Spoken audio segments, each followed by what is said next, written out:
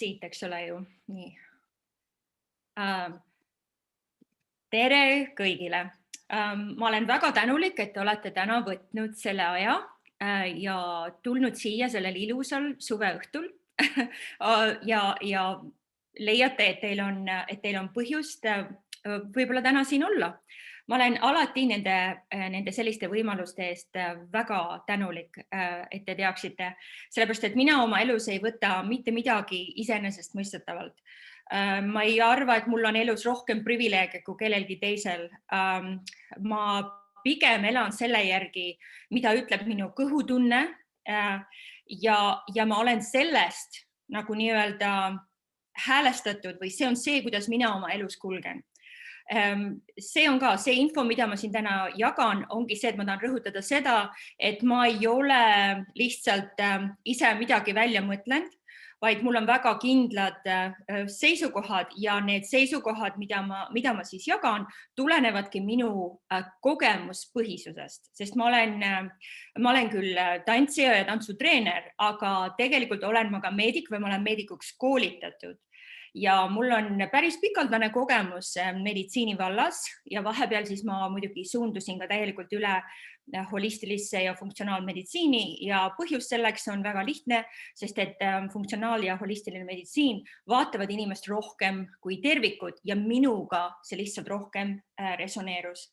Miks ma seda täna teen? Milles kogu see eesmärk siin täna ongi, et ma tegelikult keegi mulle selle eest ei maksa, ma ei müü mitte midagi ja see tuleb tegelikult puhtalt minu sõprade, klientide, patsientide palvel, sellepärast et leitakse, et ikkagi see info, mis minul on ja millega ma olen kokku puutunud, seda ei ole saadaval, eks ole, suurem osa nagu ühiskonnale, sellepärast et meedia räägib hästi palju asju, aga ta räägib väga ühepoolselt ja seda, kuidasmoodi see teine lähenemine asjadele on, seda nagu eriti ei räägita. Samuti ütlen ära, et see tänane info ei ole absoluutselt mitte mingisugune propaganda, vastupropaganda, absoluutselt mitte midagi selles laadis, vaid mul on pigem on see lootus selle peale, et anda inspiratsiooni, avada silmi ja see, et sa julgeksid hakata ise tegema oma elu ja tervise üle otsuseid, et need otsused ei oleks ühepoolsed.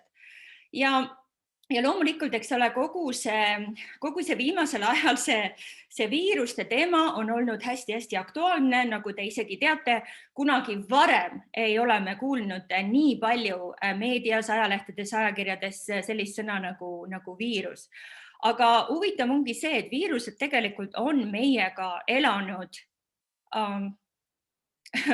algusest peale, sellest hetkest, kui maailm, kui käis see suur pauk ja oli maakera, sai valmis.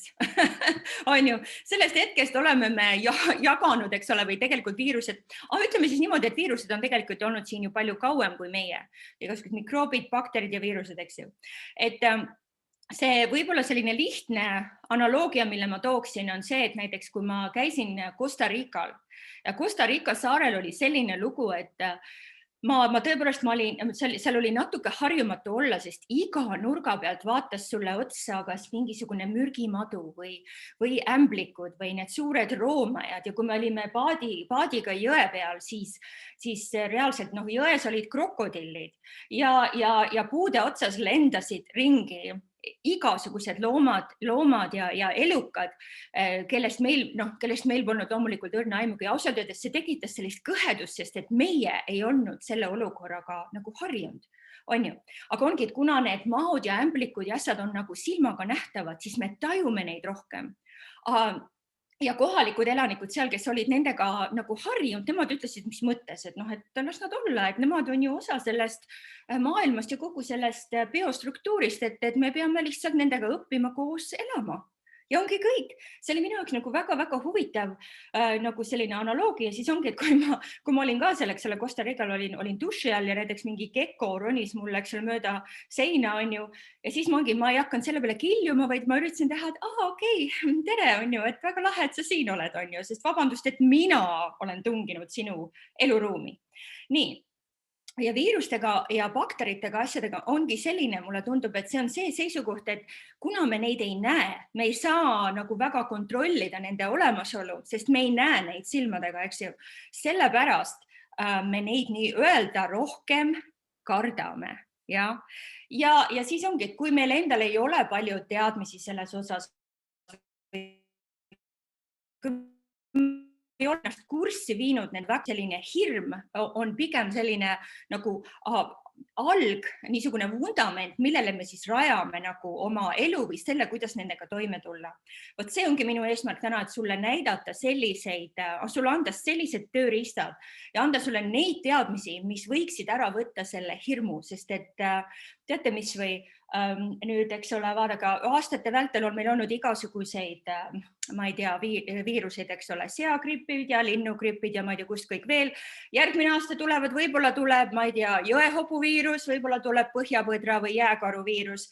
Me ei tea, vahet ei ole, milline viirus meie ümber on. Kui sa saad aru, mis asi viirus on ja kui sa oskad temaga koos elada, siis tegelikult ei pea sa teda kartma. On ju. Ma loodan, et see seletab ära selle, miks ma täna siin seda kõike teen. Nii, ma lähen siit edasi. Ma vaatan, kui ma saan edasi. Nii. Okei. Ja muidugi me elame nii toredas maailmas, kus meil kõik on väga-väga kontrollitud meie ümber, eks ole ju. Loomulikult ma pean siin siis ära mainima selle, et sa pead ka tänast koolitust võtma loomulikult kui väga vastutusrikkalt, eks ju, see vastutusteadlikkus, vastutusseadus või nagu ingliskeelne termin on selle kohta on liability. Eks ole, see ongi see põhjus, miks on ka, et ma ei saa võib-olla kõiki asju päris täpselt niimoodi jagada, sest ma ei saa vastutada kõige selle eest, mida keegi teine teisel pool ekraani selle teadmisega nagu peale hakkab. Et siis palun arvesta sellega, et see koolitus ongi just nimelt harimiseks ja informatsiooniks ja just nimelt uudishimu rahuldamiseks. Ja loomulikult ei ole see mõeldud mingisuguseid tulemusi garanteerima ning see ei asenda ka ametlikke nõuandeid. Nii, ja siit ma usun, ma võin ka nüüd edasi minna. See on pilt bakteritest ja viirustest nagu multifilmi need sellised joonistatud. Minu meelest on nad nii toredad. Minu meelest keegi võiks hakata tootma lastele selliseid tapeete. Võib-olla mitte terved seina või mingid, seepärast, et nad on nii lõbusad, eks ju, ja tõepoolest see, kui mikroobe ja viiruseid vaadatakse, nad on nähtavad meile siis ainult mikroskoobi all, et nad on tõepoolest nii erineva kujuga, nii erineva struktuuriga ja selles mõttes see mikrokosmos või see mikromaailm, mida ma oma silmaga ei näe, on tegelikult niivõrd kirev ja selline värvikas nii-öelda, eks ole ju. Nii, et muidugi kui tegelikult siis mikroskoobi all nad näevad siis pigem välja sellised, aga muidugi ka see pilt arvestaks sellega on nagu värvitud, et siia on värve lisatud, et nad päris nii rohelised nüüd ka selles mõttes ei ole, aga lihtsalt, et see teeb pildi meile natukene meeldivamaks vaadata, eks ole. Nii, et väike tutvustus siis, kuidasmoodi bakterid ja viirused näevad välja. Nii, ja võib-olla ongi, et õpiks neid tundma. Need ime pisikesed olevused, mida meie oma silmaga ei näe, neil on sarnasusi, aga rohkem on neil tegelikult erinevusi. Ja seda küsimust loomulikult esitatakse ka mulle tihti. See on seotud, eks ole, siis sellega, et millist ravi näiteks valida endale, kui keegi on kas külmetunud, kuidas aru saada, kas on tegemist bakteriaalse infektsiooniga või viirusliku infektsiooniga. Et kõik need asjad, neid küsimusi esineb hästi-hästi tihti. Ja alustame hästi algusest peale, ütleme kõigepealt seda, et viirused ja bakterid mõlemad on selles mõttes olemuselt haigustekitajad. Haigustekitajad, baktereid on meil väga-väga palju kehas, eks ju, nad kõik ei ole haigustekitajad, aga osad nendest on ja eriti siis, kui nad saavad jõudu, kui nad saavad nii-öelda selle vankri veerema, kui neil on vastavad tingimused, kus nad saavad hakata paljunema, vot siis nad muutuvadki meile nii-öelda nagu ohtlikuks ja siis nad hakkavad tekitama meil kehas igasuguseid probleeme, millest me saame aru selle järgi, et meil ilmnevad sümptomid. Ja nii. ja siis veel see, et võib-olla biokeemilisest seisukohast siis nad mõlemad kasutavad levimiseks mitmesuguseid edasikandjaid või siis nagu nende ametlik nimi on vektorid, need, mille kaudu siis viirused ja bakterid levivad. Ja need vektorid või edasikandjad võivadki olla, see võib levida läbi õhu, sa võid saada selle õuna süües, sa võid saada selle ukselingilt või juukseharjalt või eks ole ju. Ja siis nüüd ongi see järgmine etapp on see, kuidas siis sinu keha sellega, eks ole, reageerib, oleneb, kas ta satub limaskestadele või ta satub nahale või ta satub hingamisteedesse, siis sellest oleneb ka see, kuidasmoodi see haigustekitaja siis parajasti hakkab ennast nii-öelda meile sisse istutama ja siis paljunema. Ja erinevusi on neil isegi rohkem, eks ole ju. Kõige olulisem asi, mida võib-olla teada bakteri ja viiruse kohta on see, et bakter on tegelikult täiesti elav organism, aga viirus ei ole. Ja see tuleb mõnikord inimestele väga suure üllatusena. Et näiteks näite ma võin tuua selle, et bakterid võivad kuskil maa sees isegi jääda ellu ja noh, tähendab selles mõttes nagu neid võib sadade aastate järel hiljem uuesti kuskilt maasest nii-öelda välja kaevata ja kui neil vastavad tingimused on õiged, siis nad võivad uuesti hakata nagu nii-öelda paljunema, eks ju. Aga viirus kohe kindlasti seda ei suuda, eks ju. Neil on ülesehituslik struktuur on nendel suht erinev, on ju, sest et ka need prokarüootilised bakterid, muidugi nad on väga lihtsa struktuuriga, neil on siuke tuumavaba selline, nad on siuksed üherakulise olemusega, eks ju, nad on selles mõttes väga lihtsad, kui võrrelda näiteks eukarüootiliste bakteritega. Aga näiteks viirusel on lausa niimoodi, et tal ei olegi isegi mitte sellist konkreetset membraani, tal ei ole tuuma aga mitte midagi. Ma kohe näitan seda pildi pealt nagu hiljem, eks ole. Ja siis ka veel üks asi, mida kindlasti siis meelde jätta on see, et viirus vajab ellujäämiseks peremees organismi ja mõnikord sa kuuled ka peremees rakke, eks ju, sest viirus ei tee üksinda mitte midagi ja kohe ma näitan pildi pealt täpselt edasi. Nii, et ma panen siit endal ka natuke rohkem kinni, siis ma näen. Nii. Bakterid on selles mõttes väga-väga nii-öelda sellised jätkusuutlikud, sellepärast et nemad tagavad ise endale oma eksistentsiks sellised, nad täidavad 3 kriteeriumi. See on see, et nad suudavad ennast ise toita, eks ju. Nad on võimelised suhtlema enda ümbritseva maailmaga, eks ole. See on väga-väga oluline. Just. Ja see, et nad suudavad ennast ka ise paljundada. Nad ei vaja selleks kellegi abi, nad suudavad kui tingimused on õiged, siis nad suudavad ennast paljundada. Nii, aga viirused, nagu sa näed, viirus näeb välja natuke teistmoodi. Tema ei toida ennast ise, ta ei suhtle väliskeskkonnaga ja tema ei suuda ka ennast ise paljundada. Temale konkreetselt on siis vaja seda peremeesorganismi. Ta peab langema nii-öelda, eks ole, sellise elava organismi sisse, lihtsas keeles öeldes. Ja siin siis võib-olla on ka, et ma panin selle lausa kirja, et just nimelt, et bakter on selline lihtne tuumatarakk, on ju, ta võib veres ringleda, aga ta näiteks ei suuda läbida tervete rakkude membraane, on ju, ja see on see põhjus, see on üks põhiline põhjus, miks antibiootikumid mõjuvad bakteritele ja mitte viirustele, on ju. Viirused, kuigi nad ise hakkama ei saa, aga nad on tunduvalt kavalamad kui bakterid, sellepärast et kui siis nemad satuvad meie verre või meie kehasse, eks ole, ja nemad on võimelised oma retseptoriga haakuma nendesse viirusretseptorkohtadesse ja nii-öelda ennast sellesse raku sisse nii-öelda vingerdama, nad on võimelised seda tegema. Et ise ta ei ole rakuline olevus, jah, ta koosneb sellisest geneetilise materjali tuumast, kas DNA-st, RNA-st ja seda ümbritseb selline valgust koosnev kaitsekate, nagu ma ütlesin, see ei ole isegi membraan ja seda kaitsekatet tavaliselt, kui sa kuuled, eks ole, meditsiinilistest toimingutest kuskil, siis seda kutsutakse tihtipeale kapsiidiks ja või siis ka biofilmiks, et viiruse biofilm näiteks võib-olla oled kuulnud seda meediast või kuskilt, on ju.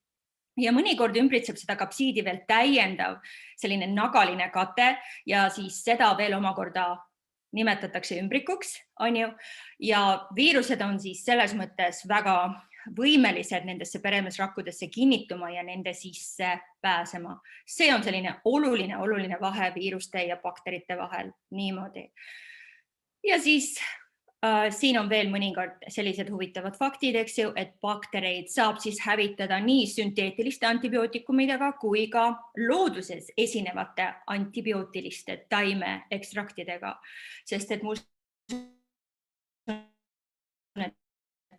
kõik saavad sellest tegelikult, et loodus on täielikult täis meie ümber, need taimi, mis annavad meile tegelikult kätte need just nimelt need meie tervise hüvanguks mõeldud ekstraktid ja osad, eks ole, et kui me oskame sellega nagu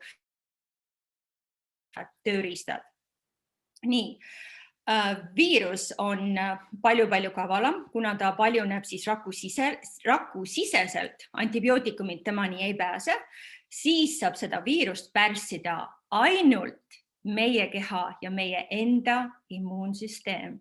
See on tavaliselt, eks ole, enne kogu seda pandeemia aega loomulikult oli nii, mäletad, kui avastati, et on bakteriaalne infektsioon näiteks lapsel, siis kirjutati välja antibiootikumid, kui arst oli kindlaks teinud, et see on viiruslik infektsioon, siis ta tavaliselt ütles, mida? Mine koju, see võib võtta 7–14 päeva, joo teed, puhka, maga ja ongi kõik, sellepärast et viirusega otseselt ei saagi mitte midagi teha. Viirus teeb selle protsessi ise nagu kehas läbi oma need etapid ja siis sõltub immuunsüsteemist. Selles mõttes, kui kiiresti see protsessis läheb, kas see võtab 5 päeva, 10 päeva või 14 päeva ja oleneb ka sellest, milline on siis selle inimese need tingimused või need eeltingimused sellel hetkel, kui see viirus nende kehas paljunema hakkab. Ja siin on ka, et viiruseid ei saa hävitada ega tappa otseselt, neid saabki ainult pärssida, sest tappa saab nii-öelda ainult elusrakke, aga kuna viirus olemuselt ei ole elusrakk, siis teda ei saa tehniliselt tappa. Just. Ja siis võt nendest samadest tööriistadest, eks ole ju, nendest me hakkamegi täna siis rohkem rääkima selleks, et mitte tunda nii palju hirmu. Sellepärast, et viirused on ka praegu meie ümber, aga kuna praegu on suvi ja nad ei toimi samamoodi meie kehas või me ei ole neile nii-öelda nii väga vastuvõtlikumad, aga see veel ei tähenda, et neid ei oleks meie ümber. Nad on meie ümber täpselt samamoodi ka praegu. Aga nüüd, et sügisele uuesti vastu minna, siis kui ilm hakkab jälle muutuma, kui me muutume rohkem vastuvõtlikuks ja meie immuunsüsteem natukene langeb, võt need on need väiksed trikid, mida ma tahaks teiega siis täna jagada. Nii, räägime uuesti sellest nii-öelda kartmisest, eks ju, sest mina kuulen nagu ka, et kui ma käin kuskil või ma lendasin kuskil või kuidas sa ei karda. Ma alati toongi selle Costa Rica analüüsi siia sellepärast, et ma ei saa karta elu. Ma ei saa karta asju, mis ongi minu ümber, millega see on pigem, eks ole, me peame seda maailma jagama kõigiga. Loomadega, lindudega, mikroorganismidega, üksteisega, teiste inimestega, absoluutselt kõigiga. See kartmine ei anna meile mitte midagi. See pigem kartmine langetab meie immuunsüsteemi. Nii et kartmine peaks olema viimane asi, mida sellises olukorras teha. Ja tegelikult on niimoodi, et kui sa saad aru, missugune viirus on ja kuidas ta toimib, siis tegelikult tuleb välja, et tema tegelikult kardab meid hoopis rohkem. On ju, sest see viirus, see kooshoidev biofilm, millest ma juba rääkisin, eks ju, või kapsiid, on oma olemuselt tegelikult väga nõrk. Ja nagu ma ütlesin, tal on vaja kindlat keskkonda ainult, aga kui ta on praegu niisama, ütleme, kas või mul siin laua peal või siin käe pideme peal, eks ole ju, niisama ta võib seal olla, aga temaga ei juhtu nagu mitte midagi, sest see ei ole vastav keskkond, kus ta saab paljunema hakata. Ta on väga tundlik igasugustele temperatuuri kõikumistele, kui sa pärast näed, miks see nii on. Nii, ja uuesti siis, et viirus saab ainult paljuneda teatud tingimustes ning vastavas keskkonnas. Just. Ja viirus on üldse, ta on väga kapriisne, ta ei talu mingisuguseid vahelesegamisi ja siis just nimelt, et kui tema keskkonda natukenegi häirida, siis tegelikult tema paljunemisvõime täielikult taandub. ja vot need ongi need põhilised asjad, mida sa viiruse osas peaksid teadma. Nii, ja nüüd me hakkame rääkima sellest, kuidas seda keskkonda siis mõjutada, sest tegelikult, nagu ma ütlesin, trumbid on meie käes ja viirus tegelikult kardab meid rohkem. Nii, ma siin seletan veel ära teile, mis tegelikult hirm üldse teeb meile. Et tegelikult, nagu teate, hirm on kõige nakkavam, on ju. Kui keegi sulle midagi kogu aeg räägib, kogu aeg hirmu sulle nii-öelda sisestab, siis sa tegelikult hakkadki ju kartma, on ju. Sest et see on, me oleme psühholoogiliselt, eks ju, me oleme psühholoogilised olevused, me oleme emotsionaalsed, me mõtleme, eks ole, meie keha ja psüühika on kõik seotud, eks ju. Ja mõnikord võib tekkida selline psühhosomaatiline efekt, eks ole ju, et paljast hirmust sa võid juba jääda haigeks, eks ole ju. Ja hirm on väga-väga laastav ja hirmu hetkel, sellel hetkel, kui sa nii-öelda saad selle kartmise, see hirm sinusse tuleb, sa isegi tunned seda, vaata, siuke tunne nagu keha, nagu vererõhk tõuseks, on ju. Sellel hetkel käivitub meie amügdala, mis on, eks ole, mandelkeha meie ajus ja see annab neerupealsetele koheselt selle signaali, et paisata verre kortisooli ja adrenaliini. Arva ära, sellel hetkel taanduvad kõik teised meeled meil, mis meil on. Oled ju pannud tähele, et kui sul on hirm, ütleme, et kui sa näed metsas karu, on ju, siis sellel hetkel ei mõtle sa mitte millelegi muule. Sul tekib, eks ole, sa tunned, kuidas moodi see adrenaliin, eks ole, tuleb verre ja sa peadki nüüd ära mõtlema, sul käivitub selline mehhanism, mille nimi on võitle või põgene, eks ju. Ja see on väga-väga kasulik kaitsemehhanism, sest kui seda sul ei oleks, siis sa läheks lihtsalt karu juurde ja ütled, kuule, tere karu, et söö mind ära, on ju. Aga meil see võitle või põgene, eks ole, käivitub ja sellepärast me jooksemegi karu eest minema. Loodetavasti me jõuame, eks ju. Ükskõik millise hirmuga on täpselt sama lugu, eks ole, meil tekivad kortisooli, adrenaliin, meil tekib selline tunnel nagu nägemine, me hakkame ainult keskenduma ühele asjale. Aga seda tulebki mõelda, et kui see hirmutunne on kestev, kui see pidevalt käib, kui see kortisooli, adrenaliin kogu aeg meie veres, eks ole, keerlevad, siis sellel hetkel pidurduvad ka rahulolu ja õnnetunne, on ju. Ja samas siis kortisool pärsib ka näiteks endorfiinide ja serotoniini teket. Endorfiinid ja serotoniin on jälle õnnehormoonid või heaoluhormoonid, eks ole. Siis selle tagajärjeks võibki olla krooniline stress ja selline pidev, püsiv, kurnav alalhoiu vajadus, on ju. Ja võt see mul ongi siuke tunne, et see viimane talv, mis meil oli, inimesed pigem nagu elasid hirmu all. Ja ma ei näe, kuidas moodi see peaks üldse kedagi aitama. Ja minu imestuseks oligi see, et üks asi on see, et kui sa paned raadio käima ja kuuled kogu aeg ainult mingisuguseid numbreid ja mingisugust hirmutavat juttu, keegi ei räägi sinna eriti vahele seda, mida siis teha, kuidas ellu jääda, kuidas nende viirustega koos toimida, eks ju, seda nagu millegipärast palju ei räägitud, on ju. Nii, ja hirm, nagu ma enne mainisin, alandab immuunsüsteemi efektiivsust.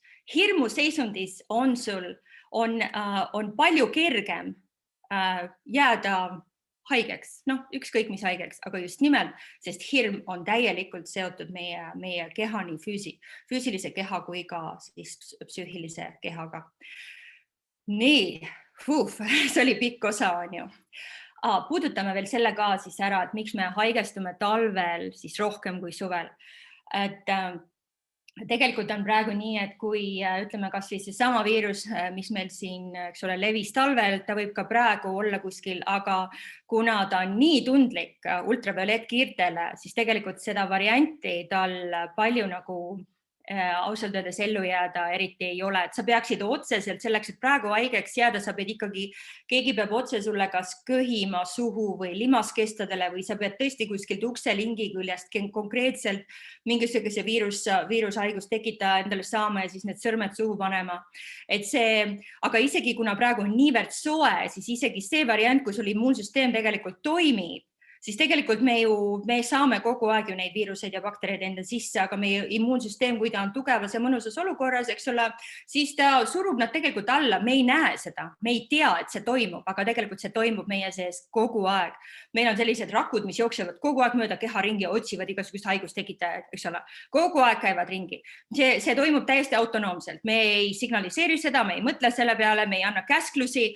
Meie keha on nii imeliselt tark, on ju.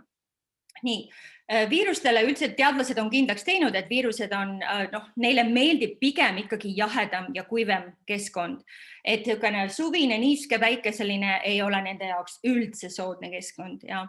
Ja muidugi on siis talvel veel ka see, et kuna meil talvel oluliselt langeb D-vitamiini tase, eks ju, sest et päike on ju oluline D-vitamiini allikas, on ju, ta on tegelikult ainuke selline täiesti naturaalne, välja arvatud mõned toiduained, eks ole, niisugune päikese toimelt koheselt käivitub, eks ole, D-vitamiini tootmine meie organismis, siis kuna D-vitamiin on talvel väiksem, siis see omakorda mängib ka olulist rolli meie immuunsüsteemi funktsioneerimises, et just sellepärast ka me oleme talvel rohkem vastuvõtlikumad.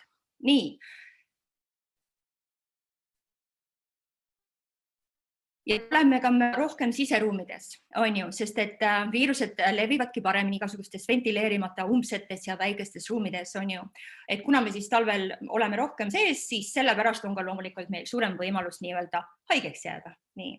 Ma loodan, et see aitab aru saada sellest küsimusest. Ja nüüd ma siis lähengi, eks ole, enda teadmiste juurde ja oma selle baasi juurde, eks ju.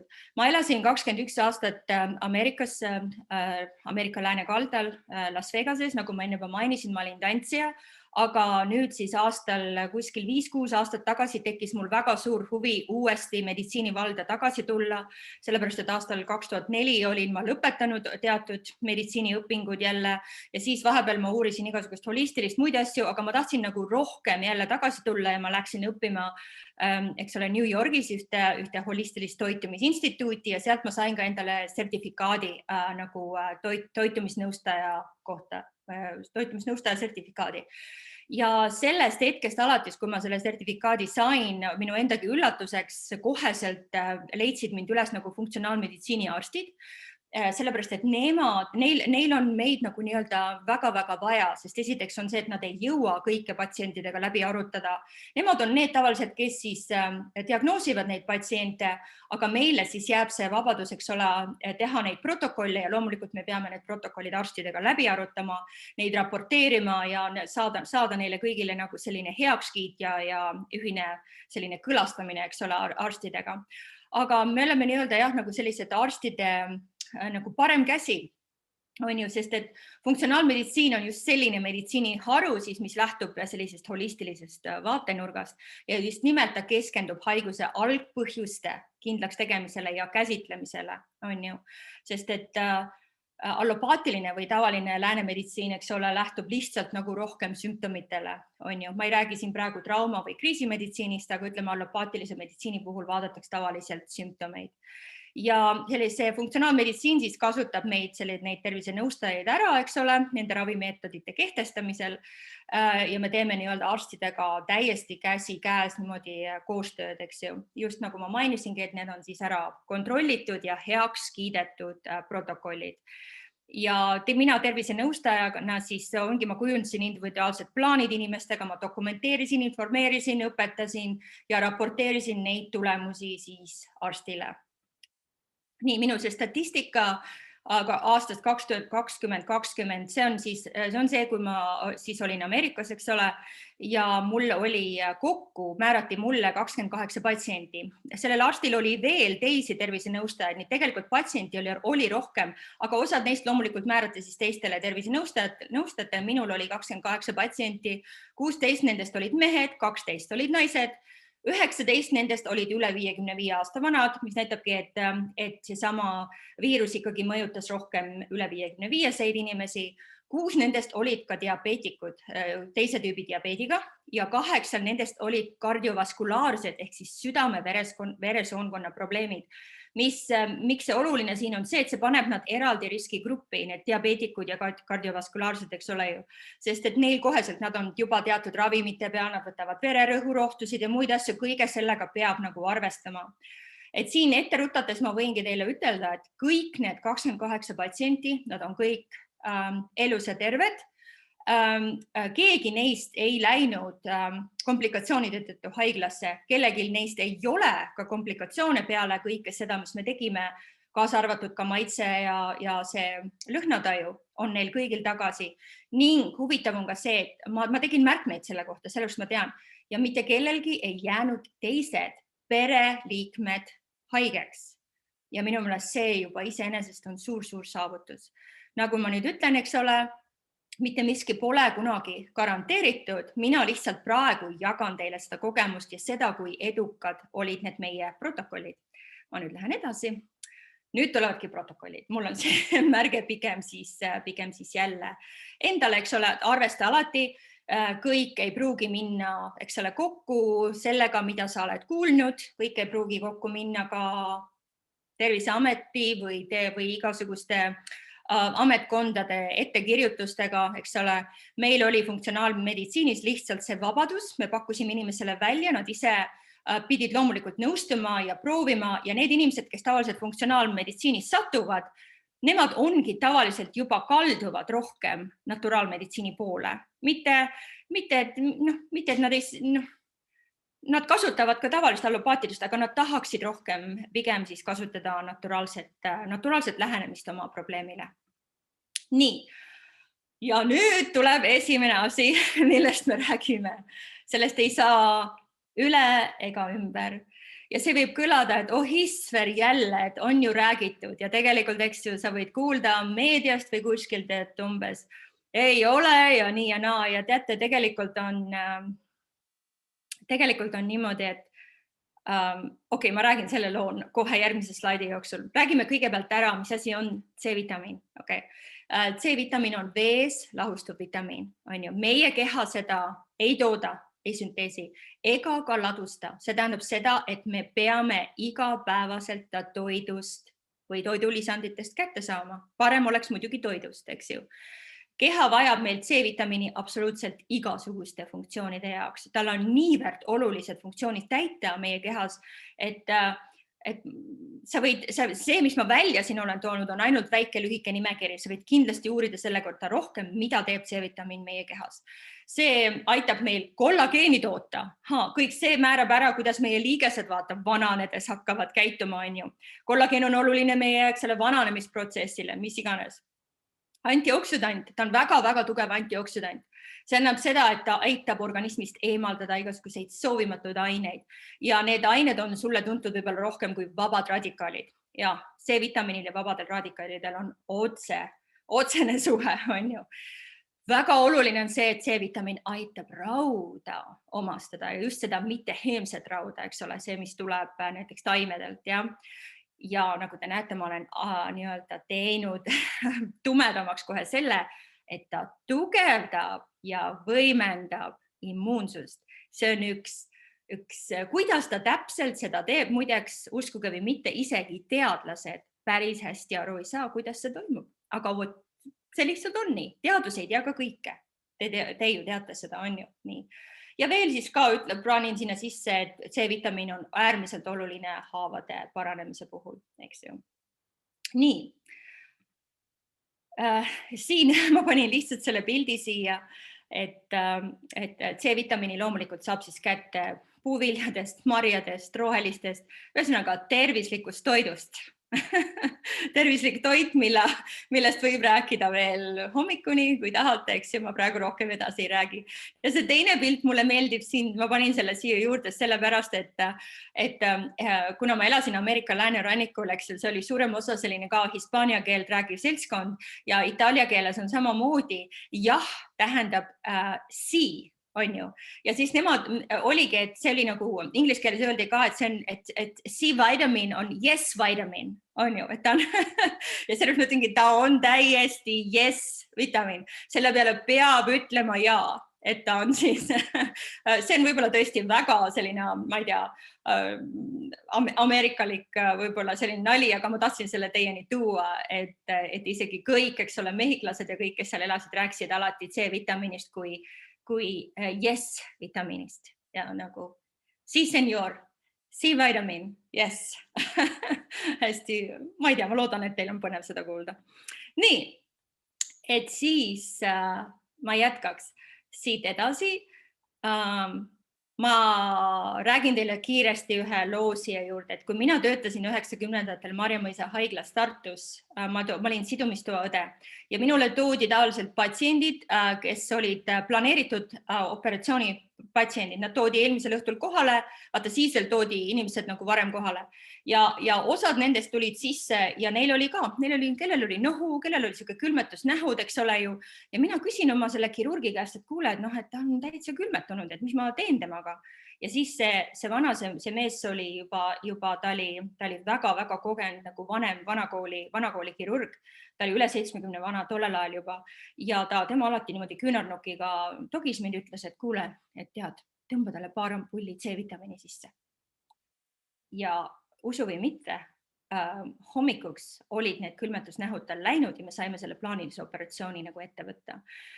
Aga siis ongi see, et see, mis haiglates manustatakse, ongi tegelikult mitte päris C-vitamiin, vaid see on askorbiinhape ja see on tegelikult ta tuleb sellistes olukordades, nagu haiglavärk oli, ta on selles mõttes kiire toimega, kuna see lastakse otse intravenoosselt, ta lastakse veeni, see on vedelal kujul ja ta toimib väga-väga kiiresti. Seda ei tohi muidugi üle manustada, eks ju, seda antakse umbes 10 000 ja vot nüüd on need asjad, ma ei mäleta täpselt, kui palju, kas me andsime, kogus on ainult 1000 milligrammi päevas, mitte 10 000, eks ju, see on naturaalse C-vitamiiniga. Et ma arvan, et see oligi 1000, mida ma manustasin intravenoosselt, ma lihtsalt ei mäleta enam, see oli nii ammu. Nii. Aga lihtsalt siis sulle teadmiseks, et kui nüüd inimesed, see on üks küsimus, mis ma kogu aeg saan. Ma lähen apteekisse, ma lähen poodi, millist C-vitamiini osta. Räägime kõigepealt siis nagu selle selgeks, mis on vahe askorbiinhappel, sellel askorbiinhappe tootel, mida sa näed apteekis näiteks, ja päris ehtsalt C-vitamiini toidukapslil on ju. Et ongi, et suurem osa allikaid, kui sa loed selle kohta, nad ütlevad, et C-vitamiin ongi askorbiinhape, nagu nad oleks üks ja sama asi, aga tegelikult ei ole. Askorbiinhape on ainult üks nagu isolaat, nagu fraktsioon või looduslikult esinevad C-vitamiini destillaat. Ja lisaks sellele askorbiinhappele peab see naturaalne C-vitamiini toode sisaldama bioflavonoide, igasuguseid huvitavaid K ja J ja B faktoreid, vaata, need mängivad kõik rolli selles vere hüübimises ja muudes sellises asjades.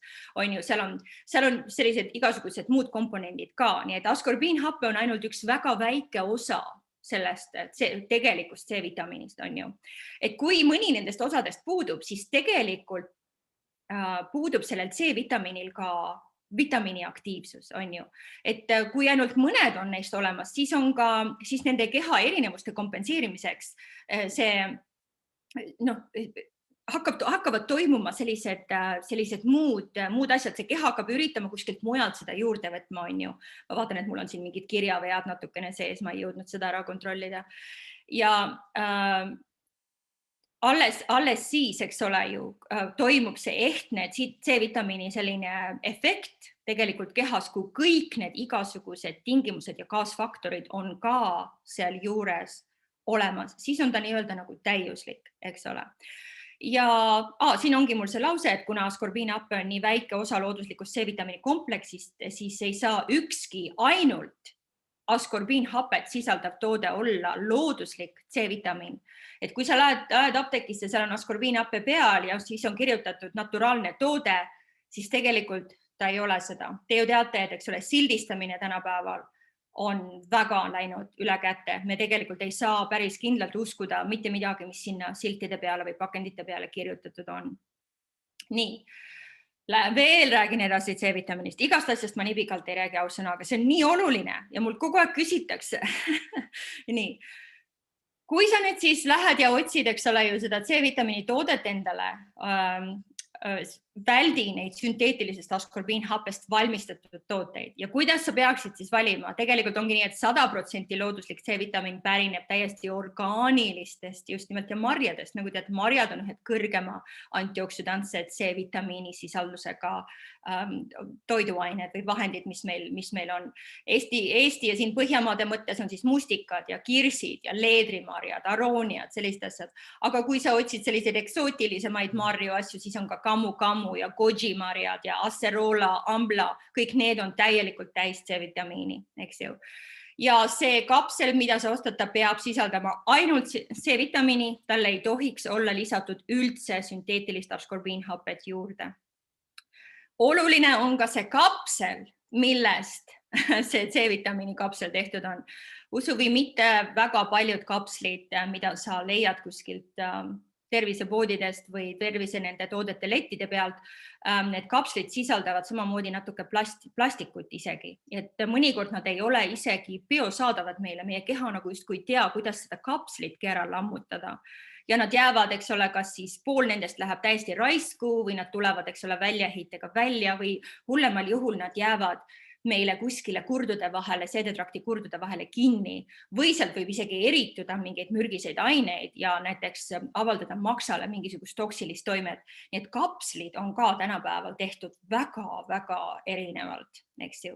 Aga et sa siis teaksid, et looduslikud C-vitamiini võib tarbida kuni 10 000 milligrammi päevas.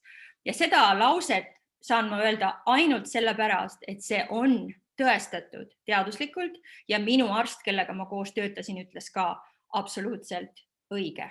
Nii, sest et sa võid kuulda teistest allikatest, see on väga selline vastuoluline teema. Teise infoga, mis sul on ja see jääb sinu otsustada, millist informatsiooni sa tahad rohkem uskuda ja millist mitte. Nii, ma lähen edasi. Nüüd me hakkame natuke rääkima tsingist. Ongi ära selles mõttes minu käest C-vitamiini seda preparaati küsid, mida ma praegu kasutan. Esiteks ongi see, et selle presentatsiooni jooksul ma ei saa praegu rääkida sulle preparaatidest, sest see on selle oma vastutus seaduse pärast. Ma ei saa seda teha, sest ma ei saa vastutada selle eest, et kas sa nii-öelda ka, muidu oleks nii, et kui mina soovitan mingi preparaadi, aga see sulle ei sobi või tekitab midagi, teate, siis te võite mind kohtusse anda, ühesõnaga, teate see värk, sellepärast ma ei tohi nagu produktist endast nagu rääkida. Kui sa tahad küll, siis sa võid minu käest eraldi küsida pärast, kas emaili või tulla minu koolitustele, kus ma räägin teile siis, milliseid preparaate ma kasutan. Aga räägime läbi teise üliolulise mineraali, mis toetab tugevalt meie immuunsust ja see on tsink. Tsink on ka see on üks asi, mida ma veel siia kirja ei pannud, näiteks tsink on ka ülioluline preparaat näiteks maksahaigetele või maksatsirroosiga inimestele muideks. Ta aitab selle alkoholi hüdrogenaasiga tegeleda ja aitab maksa taastada ka. See on isegi asi, mida ma ei pannud siia praegu kirja. Nii, mul lihtsalt praegu kargas see pähe. Et samamoodi meie keha ei tooda tsinki, me peame ta söögist kätte saama. Just, et tsink on tegelikult raua järel meil kõige enim leidub mineraal üleüldse meie kehas, on ju. Teda on väga-väga rikkalikult toiduainetes olemas, nii et kui sa tervislikult sööd, siis sulle tegelikult ei peaks olema tsingi kättesaamisega mitte mingisuguseid probleeme. Tema aktiivsust jätkub absoluutselt kõigile meie rakkudele, on ju. Tsink mõjutab enam kui 300 ensüümi aktiivsust. Ma olen täielik ensüümide fänn. Kui sa oled mul loenguid varem kuulanud, sa tead, ensüümid tuleb välja on nagu laevakapten, kes jagab käsklusi absoluutselt kogu meie kehale. Ilma ensüümideta ei toimuks meie kehas mitte midagi. Mitte midagi. Hormoonid ka ei saaks hakkama nagu mitte midagi. Me lihtsalt kukuks kokku, kui meil ensüüme ei oleks. On ju. Nad aitavad kaasa siis ka ainevahetuse seedimisi sellele närvifunktsioonidele, see tsink on ju. Ja lisaks on ta kriitilise tähtsusega immuunrakkude arengule ja toimimisele. Miks ma tegin selle punaseks ja rasvaseks on sellepärast, et lapsed, kes on näiteks alatoidetud või kes ei ole tervislikku toitu saanud, neil võib tsingi puudusel tekkida immuunsüsteemi selline immuunsüsteem ei arene välja nii korralikult, nagu ta peaks. Ütleme siis, nad on immunokompromiteeritud, on selline sõna, mida kasutatakse, eks ju. Nii, tsink on samuti siis ka oluline meie nahale, DNA sünteesile, valkude tootmisele, keha ja kasv ja areng toetuvad täielikult tsingi olemasolule, ja kuna tal on oluline roll igasuguste paljunemis- ja jagunemisprotsessides on ju, tsink on väga vajalik. Järgmine asi, mille ma tegin punaseks ja rasvaseks, on see, et ta on vajalik maitse- ja lõhnataju reguleerimiseks. Mis vihje siit sulle tuleb? Nagu sa tead, selle meie populaarse viiruse tagajärjel praegu väga-väga paljud inimesed on kaotanud maitse- ja lõhnataju, on ju. Ja tegelikult peaksid nad hakkama tsinki juurde tarbima, sellepärast et see aitab seda maitse- ja lõhnataju taastada väga edukalt. Nii. Ja Seal on üks just nimelt, et ma siia olen ära toonud, kuidasmoodi see üks oluline ensüüm just nimelt, mis mõjutab meie maitse ja lõhnatundlikkust.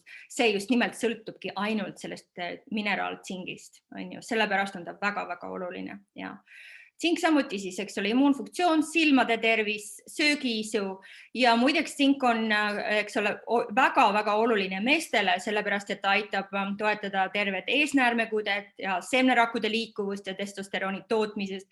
Nii et meeste viljakusele on ta samamoodi väga-väga oluline. Nii et tsink on ju. Jälle uuri, eks ole, samamoodi, kui sa lähed nüüd tsingi preparaati otsima endale, samamoodi uuri alati seda, et ta oleks täiesti naturaalne, et ta oleks naturaalses kapslis. Ja kui see, ütleme, kui sa lähed mingisse firmasse või kuskile või tellid online'is, sa võid järgi küsida selle firma käest, kuidas see on toodetud, mida sinna sisse on pandud. Kui see firma tuleb ja vastab sulle, et me ei saa avaldada, kuidas see on tehtud, siis tavaliselt on see sellepärast, et neil on kas midagi varjata või on nad pannud sinna midagi, mida nad ei taha, et sa teaksid. Et alati see on meie kohustus küsida, kuidas need preparaadid on tehtud, sest poole me peame olema oma toodete osas skeptilised. Me peame ära lihtsalt osta põrsast kotis, sest tsinki saab ka sünteetiliselt toota ja seda müüakse sulle igal pool. Tsink, nagu ma ütlesin, teda on tegelikult väga-väga lihtne toidust kätte saada. On ju, taimetoitudes siis eriti, eks ole, nende toitude hulka kuuluvad oad ja kikerherned, läätsed, tofu, kreeka pähklid, india pähklid, chia seemned, jahvatatud linaseemned, kanepiseemned, kõrvitsaseemned, täisteraleib ja quinoa, eks ju. Nii et kui sa näiteks teed tavalist sellist rohelist salatit, ma ei tea, paned sinna jääkapsast, spinatit, lehtkapsast, mis iganes teed rohelised, paned kurki, tomatid, kõiki viska sinna väike selline, väike, nii palju, kui sul sõrmedesse mahub, eks ju, viska sinna kõrvitsaseemneid ja kanepiseemneid näiteks. Neid on Eestis saada väga hästi, ma tean, eks ju. See annab sulle veel juurde seda tsinki, on ju. Ja tavaliselt need toiduained, muideks, mis sisaldavad tsinki, tavaliselt sisaldavad ka rauda. Nii et sa saad mitu kärbest ühe hobiga, sa ei saa valesti mitte midagi teha, kui sa sööd neid konkreetseid toiduaineid. Nii, järgmiseks me räägime D-vitamiinist, on ju. D-vitamiiniga on selline naljakas lugu, et osad teadlased ja osad blogid ja asjad vaidlevad, et kumb nendest on olulisem meie immuunsuse tõstmisel, kas D-vitamiin või C-vitamiin. Sest ma olen hästi palju blogisid lugenud, eks ju, selle kohta. Ma ütleks selle peale, et las nad vaidlevad edasi. Me ei saa mitte kummagita elada. Me peame mõlemaid tarbima, eks ju. Aga D-vitamiin tõepoolest on ülim immuunsüsteemi toetaja. Temaga ei saa samamoodi mitte midagi nagu valesti teha, aga teda loomulikult ei tohi üle tarbida. Ja ta rasvlahustub nüüd, sellepärast, et olemuselt on ta tegelikult hormoon. Ta ei olegi nagu vitamiin nagu teised, eks ju. Ja meie keha ladustab teda rasvarakkudes. Nii et siin on jälle see, mul on see võimalus rääkida sellest, et kuidas väga kõhn või alatoidetud ei ole hea olla. Et vaata, naistel meil on vaja 22% rasva nahal vähemalt selleks, et meil oleks hormoonid. Naishormoonid töötaksid korralikult, eks ole, läheks menstruatsioonid, menopausid, kõik need asjad kulgeksid. Plus ka selleks, et D-vitamiini see ladustab keha just nimelt rasvarakkudes. On ju. Nüüd võiks panna selle nupu peale, kus käib, teate see, kus kõik rõõmustavad, on ju. Sest et vaata, mina olen olnud alati see propageerija, et me ei saa elada mingite sotsnormide järgi, selle järgi, millised näevad välja mingisugused ajakirjakaane tüdrukud. See ei ole tegelikult väga tervislik. Et ma mitte ei promo sellega seda, et me peaks olema ülekaalulised, vaid ma räägin sellest, et meil kui naistel eriti peab olema ikkagi rasvkudet nahal. Me peame olema toonuses ja tervislikud ja kindlasti mitte ülekaalulised, aga meil ei ole tarvis olla väga kõhnad. Ma loodan, et see informatsioon rõõmustab teid. Nii. Ühesõnaga, kõhnadel on veel see probleem, et neil võib see liigne D-vitamiin, kui neil ei ole kuskil seda ladustada ja kui nad kasutavad seda üle, siis see võib sattuda vereringesse ja seal imendada veel kaltsiumi ja sellest võivad tegida igasugused luudeprobleemid ja ühesõnaga, kõhnadel on palju rohkem probleeme. Okay. Ja see võib lausa viia toksikoosini. Nii. Et jälle, et siin see protokoll on ju tsink ja D-vitamiin, millest ma siis just rääkisin, see protokoll, eks ju, ma ütlekski selle peale, et see loeb pakendilt, palju see pakend sul võimaldab, et ma ei taha praegu sulle mingeid numbreid anda, eks ole, aga D-vitamiini mõõdetakse nendes international unitites, IU, ja samamoodi blogid ja kohad annavad nii palju erinevat infot, eks ole, Ameerika süsteem ütleb, et 600 kuni 800 international united. Siin ma olen kuulnud Eestis, keegi räägib kuni 5000 international united. Et ongi, et see vist ka sõltub kõik sellest, kuidas see preparaat tehtud on. Et siin ei ole nagu sellist, ma ei oska ütelda, kus see kuldne kesktee täpselt on, et kui sa selle preparaadi leiad või keegi sulle soovitab selle, mis on kvaliteetselt tehtud, siis järgi seda juhist, mis on selle peale nagu kirjutatud, aga siis need patsiendid, kes meil olid, kes mul olid konkreetselt, eks ole, selle viirusega, nendel lihtsalt oli see, ma ütlen see praegu selles mõttes, et neil oli kohustuslik võtta nii C-vitamiini kui ka D-vitamiini ja C-vitamiini siis kuni 10 000 milligrammi, eks ole ju, aga siis D-vitamiini vastavalt sellele, mida see pakend siis neile ette kirjutas. Mul tundub, et üks slaid vist jäi ka vahele millegi pärast. Okei. Number 3, millest me räägime, on probiootikumid. Miks me sellest räägime? Sellepärast, et kuna me täna räägime sellest, kuidas moodi immuunsüsteemi tugevdada, on ju, siis võib-olla mõned veel ei tea, et 80% meie immuunsüsteemist saab alguse või nii-öelda nagu ütleme siis saab alguse, ma otsin mingeid teisi väljendeid, seedetraktist. Nii. Ja võrdleme nüüd ka sellega, et vaata, kui kui meil on bakteriaalne infektsioon, siis meile kirjutatakse antibiootikume, eks ole. Sõna anti tähendab siis vastu ja bio tähendab tegelikult elu, nii et see on tegelikult elu vastu.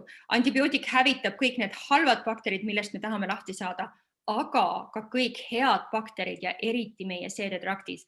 Ja tegelikult see kaos, mis sellest tekib, see, kuidas see mõjutab immuunsüsteemi, hormonaalset süsteemi ja kõike, sellest tekib absoluutne kaos.